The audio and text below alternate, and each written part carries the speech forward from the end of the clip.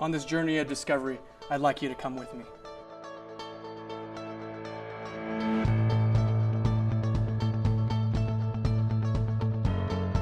Discovery is the reason that we learn. I think discovery is the feeling that you get once you find something that hasn't been found before. Discovery is at its core, I think, altruistic. Taking information and skills and knowledge that you already have and using it to put to a new topic, a new source. To contribute to the general body of knowledge, but also we want to keep in focus how we can support airmen and the war fighter. It means discover, uncover, like take the cover off.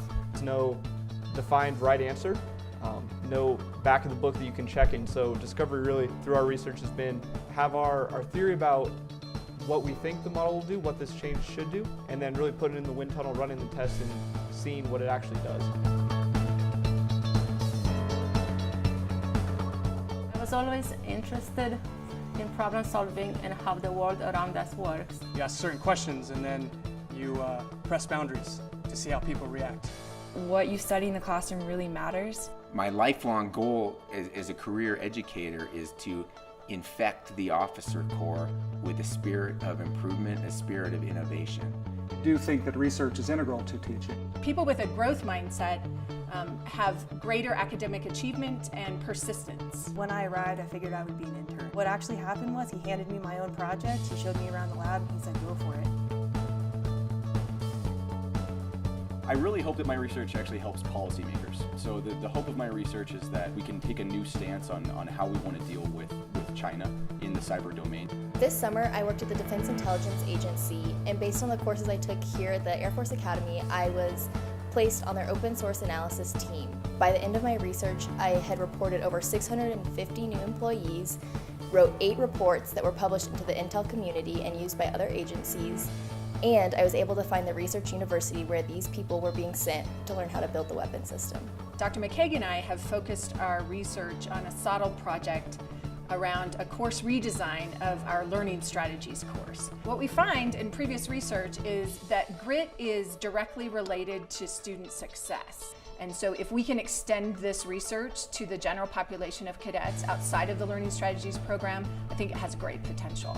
What attracted me to SOFA were the research opportunities available in the Laser and Optics Research Center, the state-of-the-art equipment, and the people. Being able to work at MIT Lincoln Lab is an eye-opening experience. Producing electroaerodynamic flight would mean a new paradigm for UAV models. It could be very, very beneficial for the United States Air Force because it means that we could have low-level UAV flight where it is ultimately silent. This summer, I had the opportunity to go to the Air Force Research Lab at Wright-Patterson Air Force Base to work on materials used for electromagnetic interference shielding. So what's exciting is if you can take a plastic with a conductive filler, it'll be lighter, it can be more flexible so it won't take up as much space, and it's corrosion resistant. I like to choose research activities that are accessible for cadets that they can participate in and take ownership in and really make a primary contribution to the research. And I want them to enjoy the experience of being a cadet. I don't want them to just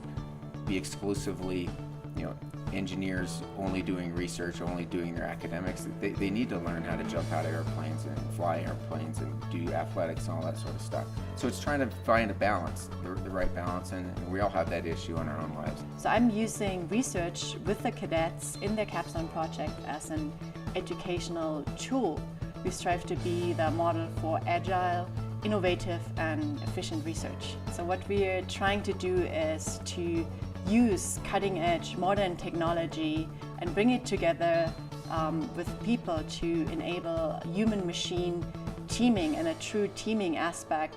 In the middle of the American Revolution, John Adams wrote to his wife Abigail that he had to study politics and war so that his children and grandchildren would have the liberty to study mathematics, philosophy, and music. That the burden of studying war belongs to a select few in every generation.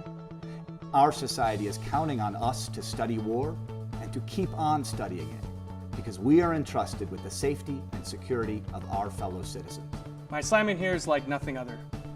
I get to work with cadets every day, my peers, people I look up to, and I get to do things that I love doing, teaching in the classroom. conducting research with my students, who will hopefully be my peers later in the future. Throughout my time as a cadet researcher, I was taught and developed my skills in such a way to be able to function independently in a lab setting. When you write your proposal, you expect, XYZ to happen. But what really happens is A, S, Q, P, and T. So being a student athlete here at the Air Force Academy has really taught me a lot about myself and teamwork, and especially time management. There's not really any spare time in my day to waste doing other things. Being an athlete takes up a lot of my afternoon, so it makes me focus hard to get my schoolwork done and stay on top of athletics. But it's also presented me with a lot of amazing opportunities, such as traveling all around the nation and doing a pep rally at the Pentagon and meeting all kinds of amazing people. Being a student athlete at the Academy has given me a second family with the women's swim team, and has also taught me the importance of time management and being able to put yourself out there and not being afraid to fail. Winning isn't the number one thing. It's more about the experience and the learning process. Just like in the laboratory, you can't be afraid to fail, and you have to be able to try new things. Another key challenge we faced was sorting through data that we had acquired. We had to reorganize that and present that in a way that would look intelligible to the actual customer, the A-10 SPO, essentially for the pilot all the way down the road. Well, all research is a challenge. It's, to me, research is, I don't know what the solution is, or it wouldn't be research. So, it's always a challenge, not knowing what the end is going to look like. Language barriers are certainly a challenge. That was definitely one of the big challenges that I faced while I was there. Number one product of the research project is the cadet and the graduate, the second lieutenant. And so I left MIT Lincoln Labs motivated to learn more in the classroom and to keep on trying to explore what I can. Try to get as many interested people as possible to come with me on my journey of discovery, and hopefully we all learn something from it.